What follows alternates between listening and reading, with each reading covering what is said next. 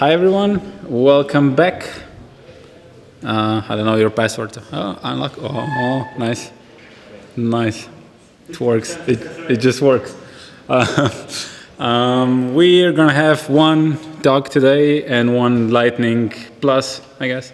And yeah, the one and only real talk today is by Micha, and I suggest we just get started. So let's give it up for Micha.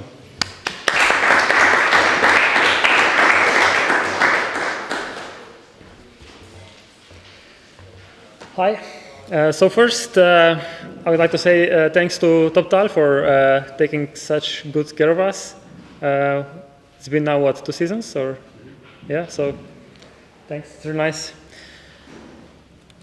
So let's start with a quiz. What is the difference between concurrency and parallelism? Who wants to answer?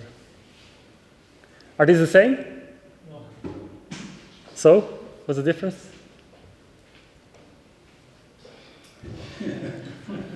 One thing is basically dividing the same operation into multiple threads, if you want.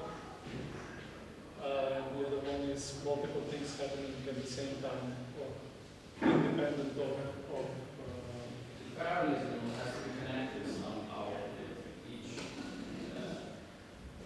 part running in parallel, because in concurrency they can just live in concurrency and they don't need to communicate. Yeah. So the way I would say is that concurrency has no time restriction. It just means that we have 2 things that we are currently working on, right? Well, for parallelism, they need to be happening at the same time. And this is it doesn't work. This is a very graphic example. I'm not going to read it because it's gross. Yeah, so concurrency means doing 2 things at once, two or more things. And multi-threading does not even require multiple processors or cores to happen.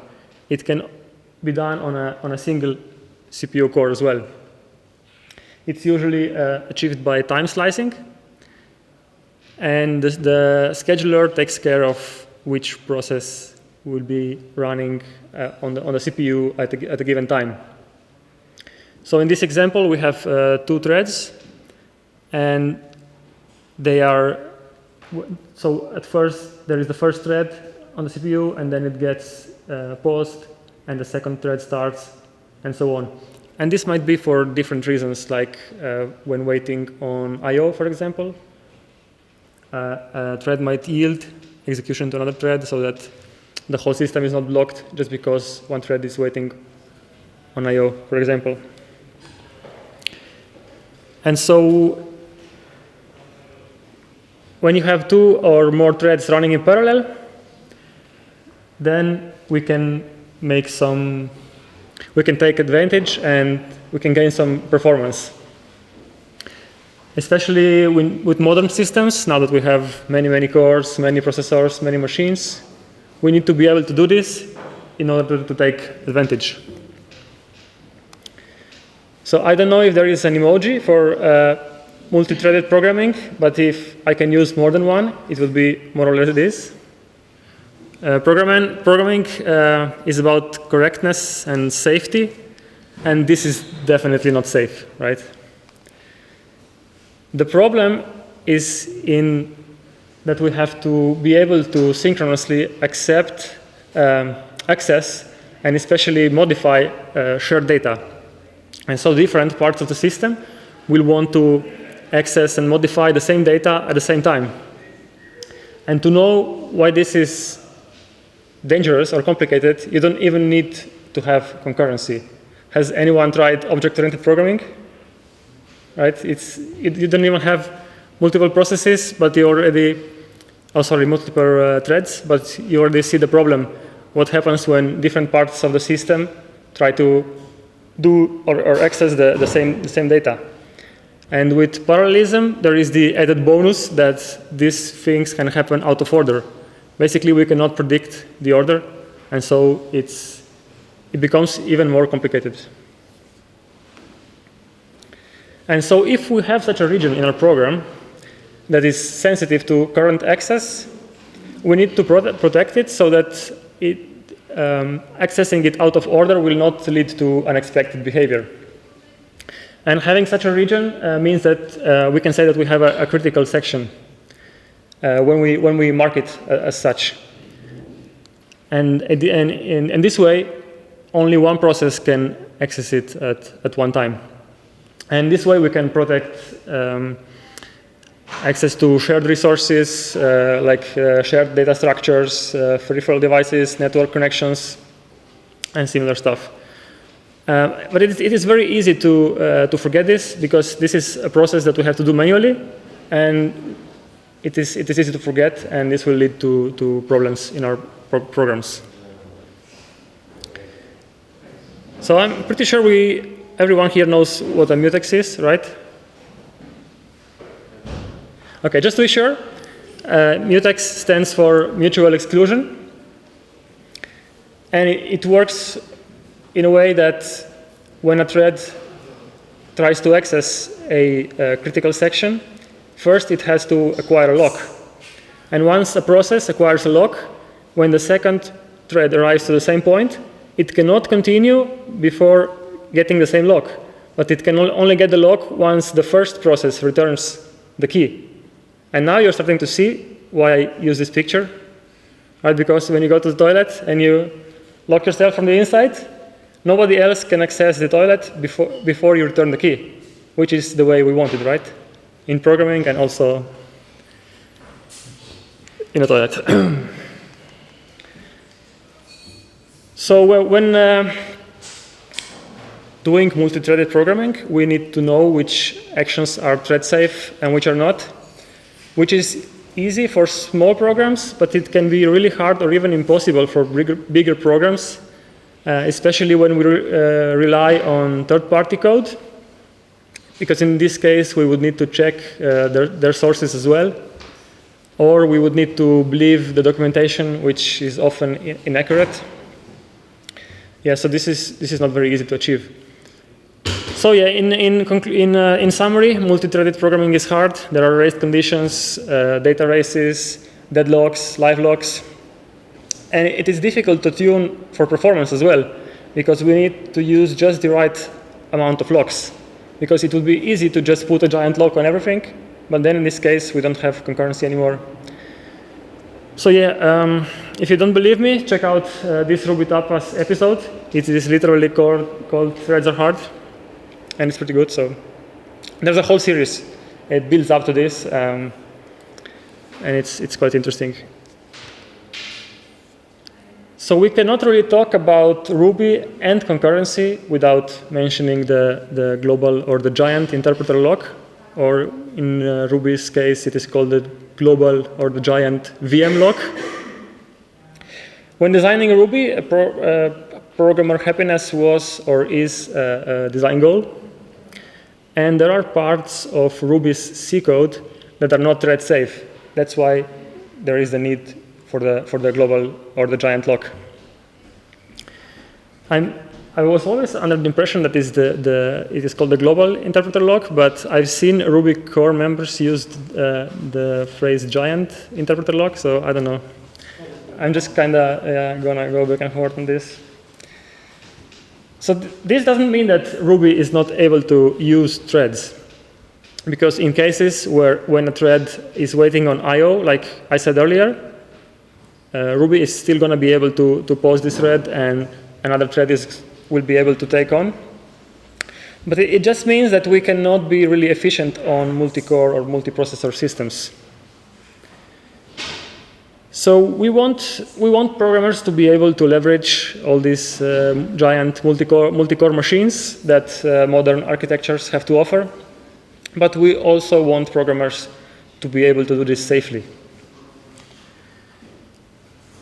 So alternatives to letting programmers just explicitly manage threads. This is, by the way, what we call the shared memory model. The alternatives are message passing, an example of which are actors, which I mentioned when I presented Elixir here. I don't know if anyone was present. And then we have communicating sequential processes, implicit parallelism. And each language that was built with concurrency in mind will adopt one of these systems, a specific one. And it will vary from language to language. But Ruby was not built with any of this in mind. Threads have been the concurrency model used up until including Ruby 2. And now, not long ago, there was a new proposal for a concurrency model for Ruby 3. Probably most of you have seen this presentation. I mean, at least I've only seen the slides. I don't know if there is a video available. It is a presentation by Koichi Sasada, and it's allowing mutable objects to be shared about disallowing mutable objects to be shared without restriction, because we need some kind of system so that not every part of the system will be able to just mutate data from everywhere. It is somewhat similar to the actor model that some other languages have. And when designing this, backwards compatibility with Ruby 2 was one of the main design goals. So the idea is that we have these guilds, and each guild has at least one thread. And threads, for example, if these two guilds have one thread each, these two threads would be able to run in parallel. The giant interpreter lock would not interfere in this case. In the case where one guild has more than one thread, they would still be held back by this giant interpreter lock, or in this case, the giant guild lock. But as long as we keep them in separate guilds, we can achieve concurrency. And so now, what about the connection between threads and objects? First, mutable objects will belong to only one guild. And other guilds will not be able to access those objects. And this way, there will be no need to explicitly manage locks.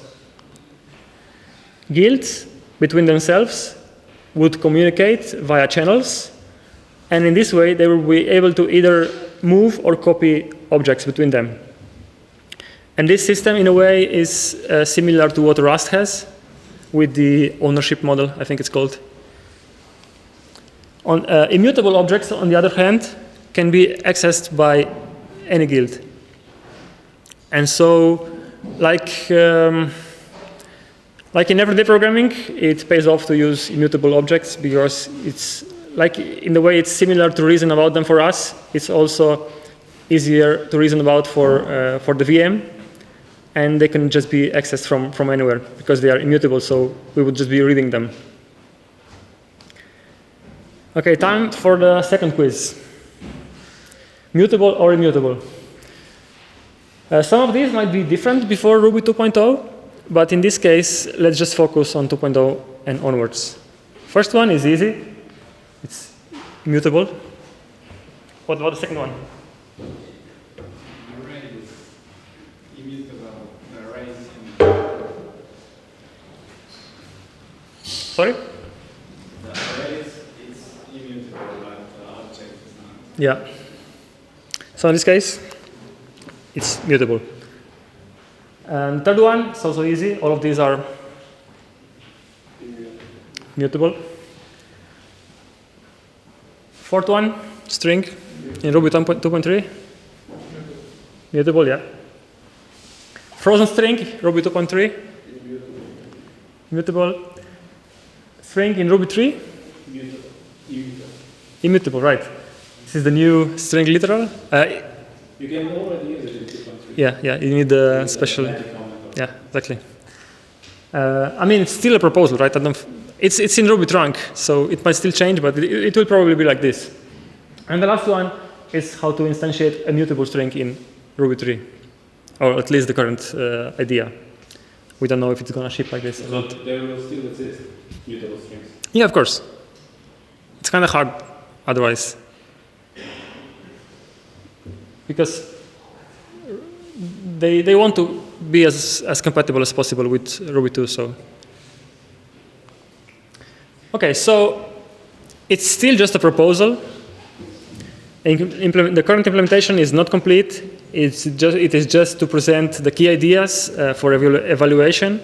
It is targeted for Ruby 3, hopefully before 2020, but you can never say with these things, estimates and stuff. And the name and the whole concept and the behavior, it might change by the time it ships. So what do we do until then? So incidentally, the name of this presentation is also the name of this gem. Are you familiar with it? Yeah. So you might have heard of it because Action Cable, the new feature in Rails 5, is based on it. I totally ripped off Micha's idea to use this picture. It has not occurred to me before, but I've seen him use it, so here it goes. Anyway, what's so great about concurrent Ruby? What's missing here? It has no dependencies. The first implementation of Action Cable used Celluloid, which has a bunch of dependencies, and it's not really a great experience if these get installed for every Rails user, because not everybody might want to use Action Cable. And so now it depends on Action Cable, and it's really light, or actually it has no dependencies, so it's a better experience. And it offers a bunch of stuff. You can see that I got tired of making slides at this point. It has a lot of primitives and abstractions. This is taken from the README on GitHub. We have some async behavior, which is taken from Erlang. And you will see as we go through this that a lot of stuff is taken from other languages. You will recognize future and promises, JavaScript programmers among you. You will recognize those. Timer task, for example, is used by Action Cable. And many data types in Ruby that come with Ruby are not thread safe. So concurrent Ruby gives you the thread safe versions of them. For example, in this example, array and hash, and there are also some that are not available in Ruby. Then there is atomic fixnum, for example, and that is useful if you want to count stuff between multiple threads so that they don't overwrite each other's values. And there's a bunch of Java-based libraries, and if you use JRuby, those will just use the Java libraries.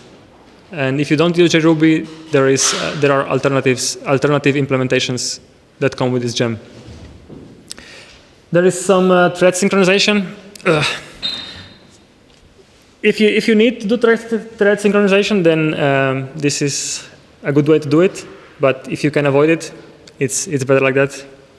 So I encourage you to browse all that this gem has to offer and just check out what solves your problems best. And if it's possible, stay away from thread synchronization and use some other abstractions or primitives. Yeah, that's it, I think. Yeah. I got confused at the end. I think I mentioned everything. If you have any other questions, we can also discuss later. I think it's easier, right? Did you use concurrent Ruby yourself? Yes, I did. I used it not so long ago for work. I needed a thread pool, and it has an implementation that is a copy of a Java library, a thread pool executor. And it was pretty cool. Like the documentation is very good, and I liked it. But the library offers a million things, and I just needed one thing. But it gave me the opportunity to just go through and see what's in there. Yeah, I actually saw I think some older slides. Are there two versions of these slides from Koichi? Or not? I'm not sure. I went through his presentation, but I did not use his slides. Okay. Yeah. So these are my slides, but I'm just saying what I read in the slides. So my question is there a version where there's like an API description, or because these are just there were some code examples, but I didn't think they were too useful to mention here because I could be here for 30 minutes. Because I mean, when I saw this, it just seemed that this is like impossible to do nicely. Like in Ruby, everything is pretty nice. Did you see the thing where you instantiate a new guild and then you pass a code block as a string? Yeah. Because that's pretty gross, but that's just because the implementation is so early and they didn't get around to do everything. And that's also why I didn't include any code, because I think stuff will change a lot and nothing will stay the same. So do you have an idea of how to do this? Like, No. I have no idea. This is stuff for implementers. But I saw they went through some stuff that is not implemented yet, and they were saying, yeah, this is easy, this is a bit harder, and then there was like object space dot each object OMG. So I'm sure there will be things that will be very hard to adapt because Ruby is just so permissive. yeah. But Koichi is someone who did the VM 1.9 VM implementation, and he did 2 garbage collectors for Ruby. So I think he can do this. It's not something that I want to just dive into though. I'm more interested in just using it when it's done. Right. Yeah, we can talk later. I think it's easier, and then this stuff will not be on video. So. Okay. Well, cool. Thanks again. Thanks. Yeah, we have another talk, or more like a pitch, by Matic here, who will try to get you employed at XLab. Okay. You don't need this. Thank you. And that one, yeah? Okay. So, yeah, please give a round of applause.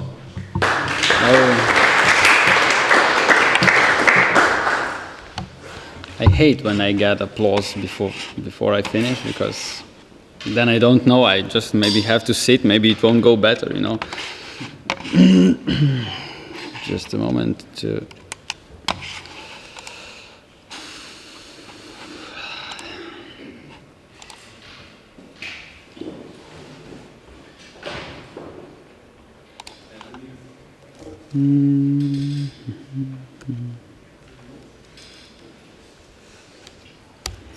Yeah, things don't work when they should.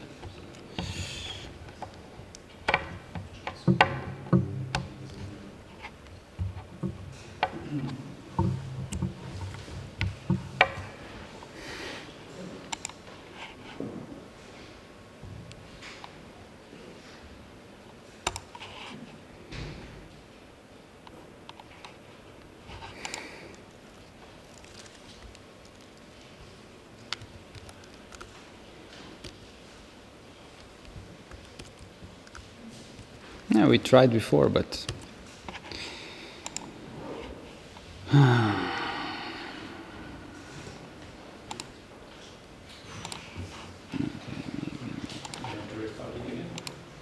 maybe I'll have to, yes.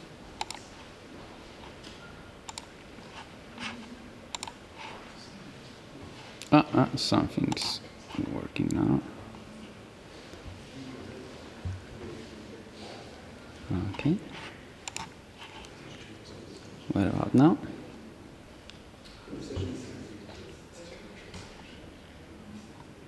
Oh, great. So, I'm here to talk about the open source project called ManageIQ. Well, I won't talk to you about how to code in Ruby or something like that, but I'll talk about the project, which is based on mostly just on Ruby code. So I come from XLab. It's a small, well, not a small company according to the Slovenian companies. We have about 65 people, which are cloud experts, computer science from mathematical field, electrical engineering, and we have quite a few successful spin-offs and startups also that went from in other direction from our company. And well, now our goal or value is to bridge the gap between the academia and industry. At the same side, we have a lot of products that are quite successful. One is ISL Online, is remote desktop support. It was which is used by the large enterprises and companies also. And then we have some 3D medical imaging department and a few other stuffs like startups. Maybe do you know at least maybe Kufer or Olai or etc. And under such departments, we are quite active on European project, national project, and other kind of things that includes research. So, what is the cloud? Probably all of you need or use something from the cloud, at least if you don't have the proper things there. Maybe, and yeah, sometimes some private clouds for temporary demonstration looks like this on the picture, because it's just a few machines and everything runs together. But the first question is, what is the cloud? Do we have one cloud, or there are more clouds, and how can we manage all this? Depends on the weather, right? Yeah, it depends on the weather, and current weather is, yeah, we have a lot of players in this cloudy weather. And yeah, first we have a lot of public providers, and also we have a lot of possible private providers that we can set up. And when you are an enterprise or company that you need a lot of resources, usually you don't use just one of them, because you don't want to just put all your money in one direction, because the cloudy things change. When the weather changes, everything needs to be changed. And yeah, there are some other questions. Where is that my virtual machine? Where is right now? On which cloud? Which zone? Which provider? Can I somehow automate things between those clouds, between those providers or hypervisors that I have in my company? And can I optimize that resources, how they are used? And at the end, how much does this cost me by virtual machine, by department, by host, or by provider? And yeah, there is some enterprise cloud management solution. It looks like this. The most important are these parts here. So you have some insight when you discover, monitor, and everything that you have, so that your virtual resources are somehow monitored. And then you have some control, so then you have some policies. You know who in your company uses some kind of resources and why he can has that quotas and etc. And then you have some automation, which means that some things are automated. So when you have some combined virtual machines or other applications in some services that can be ordered by your users or by employees in your company. And at the end, you have some integration. If you have a bigger company, you need to integrate that system into local databases, resource management, and with all restrictions of the people, what they can do, which department can use some kind of resources, some kind of virtual machines who can who is allowed to order some resources on some cloud. Okay, well, the one thing that can solve those problems is ManageIQ. ManageIQ was first independent company that made that kind of enterprise cloud solutions to support multiple clouds.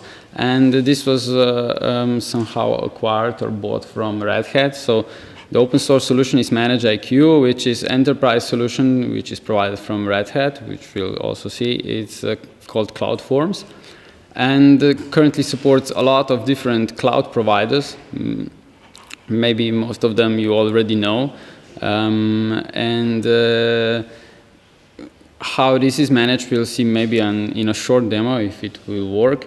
And the reason is that with this tool you can put all of your providers onto the one roof. Yeah, and everything that is run currently by the Red Hat. So just to have a little bit insight how the open source and the Red Hat things are connected. Well, if you didn't knew that before, Red Hat has a lot of things that it solves for like an enterprise solutions, and these are enterprise solutions sold by Red Hat, but most of them are also in some kind of a open source form. So they keep them also open sourced, but otherwise they're also the good things, they are very good tested and also adapted to the enterprise solutions, which are then sold to the big customers. And yeah, how does this look like? It's something like that. And it has some dashboard. You can see, you can see on which cloud provider, for example, Microsoft, OpenStack, Red Hat, you use how much resources, and you have summary by hosts, guests. But this is just one insight of how you can see the things, which is through the dashboard. And then you have all other components like services, clouds, infrastructure. Clouds are usually public or private clouds, like OpenStack or Amazon. Infrastructure is usually like something that you have at your own premises, which is VMware maybe or something like that. And yeah, and etc. How are the guest OS information?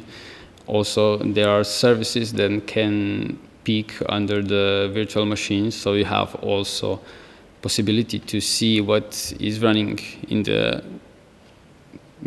virtual machines, some services, how much users are using if this is for example, a Linux machine or something like that. And what we do with ManageIQ, we collaborate with Red Hat developers. They find us, they find our cloud expertise, so they know that we have a lot of expertise of different cloud providers. And this is also that where they find our specialties, that we are capable to understand how the providers work. And so what we do, we expand the support for specific functions that are built in ManageIQ. And from that on, we learned how they develop their open source things. They have some special open source development with pull requests, with merges, but they are very strict with things, how they look before they emerge. And our focus is mostly in adding new providers into the system, because providers, usually we know just a few of them. but a lot of telecom companies or etc.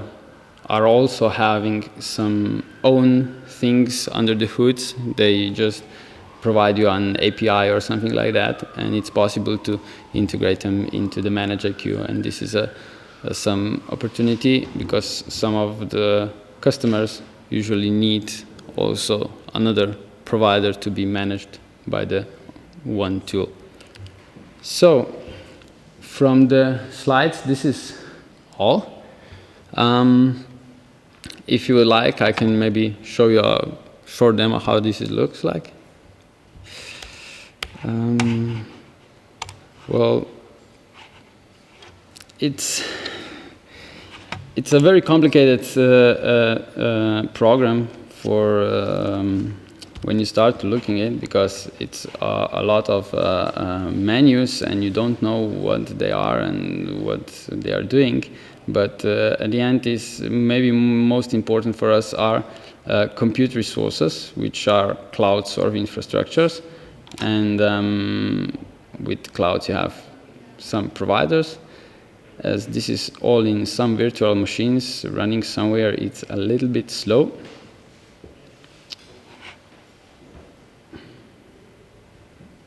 So I don't have any music to play, and I don't sing so well.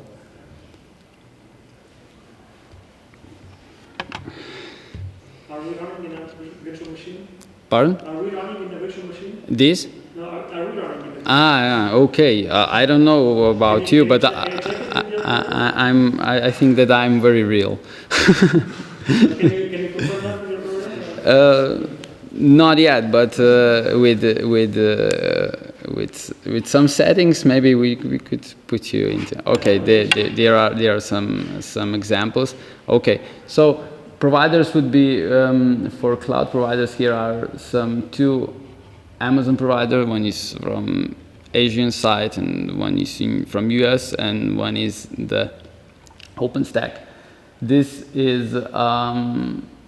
This means that there are 76 virtual machines running here, and because exclamation marks usually tells us that last refresh was not done, but this is just because whole this environment is set up with another cloud forms, which you just click on the service, and it deploys you the everything practically from these cloud forms or ManageIQ management engine to a few servers for VMware, a few servers for OpenStack. So it's about, I don't know, 10 virtual machines that are connected together, and when you have a demo, you can show them. But I think that everything is in United States. This is also means that it's maybe a little bit slower. And yeah, then you can see it says 76 images, not virtual machines. Okay, and then you have a lot of data about each provider, and you can see how it's built, security groups. I don't know how you are familiar with those terms. Does anyone uses OpenStack, maybe Amazon or something like that? So then this is it. Well, if this would be faster, maybe I would show you a bit more, but I think that today it's not our day. So do you have any questions? How many virtual machines do I need so that using this makes sense? And how big does our organization? Good question. I would say at least 50, I don't know, or something like that. But for enterprise, it's something like that you would need about maybe 50 hosts or something like that. So you need a proper data center. Because if it's less, then usually you have two IT highs that can cover everything. the reason here is that beside that you have all providers under the one roof. You also bring into one program all your staff. And you also can, this is somehow administrator view here, but also you have a view of a user, customer, which can only see maybe some catalog of services, which you can build on top of that. And the service could, and then they can, just choose services they want to run, and then click and they deploy somewhere. And if they are not allowed or something like that, you can build in this program also the dialog boxes. So they need to put some data in it, why they want that virtual machine, on which project will be charged maybe, or something like that. And then the message goes to another guy who can approve, who has a different role, who is approval or something like that, or CTO or something. And when he says approved, then the service is built and put together and starts running. So, any other, yes? Yeah, so if I understood Miha correctly, you were also looking for some help on this project? Yeah, Which part of the stack is actually, where have you used Ruby for? Is this like Rails app that you are looking at now? Or? These is everything Ruby on Rails practically. We put it together. More of that you can also see on GitHub. And our part is just focusing and building new parts for cloud providers. Well, some stuff is already somehow done. For Ruby, there is a fog library, which already covers a few things for cloud providers. For some, a lot. For some, it's a little bit old. But at the end, the goal is to put that functionality into this solution. Why not just use like the font as I said? Just because you want to have a product that could be used for your CEO, secretary, and administrator, and all the people that could have some responsibility for using the cloud. If you are just someone who are keeping down resources in your company, you don't need a fog. You need a nice dashboard with some pie charts and some graphs and etc. If you're administrator, you want to see everything, of course. If you're CEO, you just want to say, yeah, it's okay, I pay for this, and no, it's not okay. And this is something that maybe it's not used so much in other cloud providers, to have a better cloud management for all the roles in an enterprise environment. Okay. Okay, thank you. Okay, thank you. Yes, anyone that's interested has now time to talk Yeah. with you.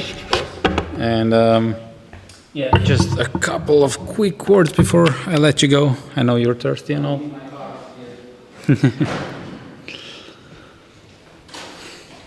Come on.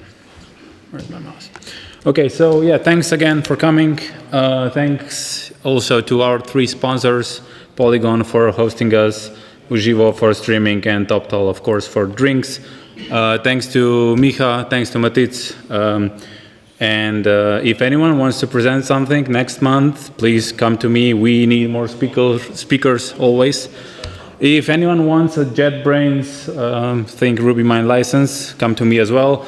We also have like a shit ton of JetBrains stickers here, which they sent me. So if you want their stickers, come here to the right, well, left. And we also have our stickers for €1 as usual. And yeah, again, thanks for coming, and please come next month, hopefully to talk. So yeah.